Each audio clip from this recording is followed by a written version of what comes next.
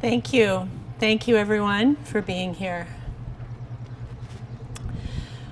We stand here today with over 50 countries for this global event to honor, commemorate, and advocate for all the animals of the world of both land and water who are exploited and killed by humans every year, for their right to their own bodies and lives, their right to not be used and enslaved, their right to live free from human exploitation simply because they were born. For a newborn calf born on a dairy farm, torn from her mother and deprived of her care, she is forcibly impregnated at as young as 1 year old. Each time she gives birth, her babies are stolen from her, along with the milk she made for them. Her baby boys are sent to be slaughtered, standard practice, because they don't produce milk. Or if it's a small farm, they may just be shot. Over and over again, she tries to protect them all. Her cries often heard for days, only to then be forced into the hell on earth that is a slaughterhouse. Because humans like dairy. For a little piglet, his tail, teeth, and testicles are cut off without painkillers. He too is taken from his mother. She is also forcibly impregnated and all her babies taken from her too. They will both be forced into gas chambers at 6 months old, standard practice, screaming in fear and pain as they try to escape, because humans like the taste of their flesh. For a baby chick also taken from his mother, he will also be killed. A male baby chick, standard practice, either suffocated with other babies or thrown into a giant blender alive, because he doesn't produce eggs. Each of them was an innocent, intelligent, and emotional individual. Like all of us, they just wanted to be safe, feel their mother's love, explore, play, and live in peace. But grief, terror, and pain was inflicted on them instead. And countless other precious individuals for their wool, fur, skin, entertainment, experimentation, labor, transportation, and more. For unnecessary uses that we are better off without.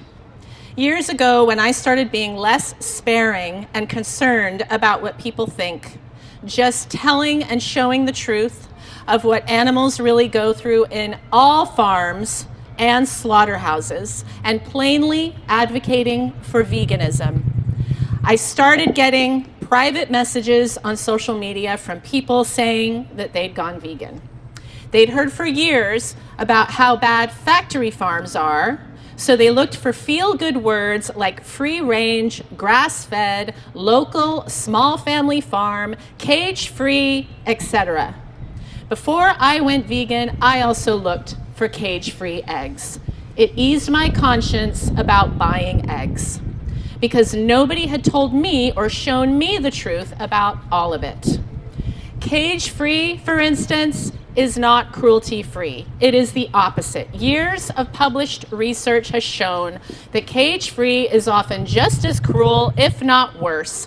Mother hens are still crowded by the thousands into giant sheds, one big cage, an average of just 1.5 square feet of space per bird, higher rates of painful bone fractures and respiratory infections. The tips of their beaks are still sliced off as they're still bred to lay as many eggs as possible, also causing suffering for their entire short lives. Their male baby chicks are still killed and the mother hens are still slaughtered. And now, over 40% of the egg industry is, quote, cage-free. And that's considered a success, making people feel better about buying eggs. No, we must campaign instead for egg-free, slaughter-free, animal-free. When we focus only on big ag, industrial animal farming, instead of clearly advocating for an end to all of it and why, we're actually giving free PR to the egg, dairy, and meat industries. They just come up with more humane washing and greenwashing lies to keep people buying. The myth of humane small family farms is why factory farms exist in the first place, to meet that demand. We must be absolutely clear. There is no nice or better way to exploit animals. Grassroots means dealing with the root of the problem. Whenever anyone is being used for someone else's gain, suffering is inevitable. We've all been conditioned since childhood into the false belief that we have the right to use other animals as we please, the scourge of the human supremacy mindset. The idea that because we have more power, might makes right, and we get to decide who deserves respect, protection, and life based on the body they were born into. Entitlement, discrimination, subjugation, and oppression. Is it any wonder that we've done the same to other humans? There is no fundamental difference between our animal family members at home and those who are chopped into pieces. My precious sweetheart cat, my life companion for 17 years, passed 5 days ago. My grief and love for him, and because Western society regards his species as a pet, therefore worthy of our care, still makes his life no more important than a precious calf, a piglet, a lamb, a dog, a turkey. Each of their lives mattered, most importantly to them and their mothers. Each deserves to be defended by us. The vast majority of humans on the planet, as leading nutrition organizations in the world attest, can survive and thrive on a plant-based diet and without exploiting and killing other animals. Vegans come from all cultures, ethnicities, countries, classes, and religions. Anyone who has access to a grocery store and or a variety of simple plant foods, grains, legumes, veggies, fruits, nuts, and seeds, has access to being vegan. They are who we are talking to. And we must clarify and educate on what it means to truly protect animals, what vegan means. It's not a diet or just a way of eating that's plant-based, nor is it just about reducing suffering. It's simply the principle that humans should live without exploiting other animals. The vegan movement is a justice movement. You don't even need to love other animals to understand that what we do to them when we don't have to is wrong. It is simply the golden rule: do unto others as you would have them do unto you. And it is basic human decency. They are not resources or slaves for us. They are here with us. We must be willing to tell and show the truth of all of it, and let ourselves and others be uncomfortable. It is okay. That's where real growth and transformation happens. And in doing so, we also liberate ourselves, meeting our own needs for honesty and integrity. There is no time to waste trying to work with animal exploiting industries. They will just continue to lie to the public, to torture and kill animals, and destroy our planet for profit.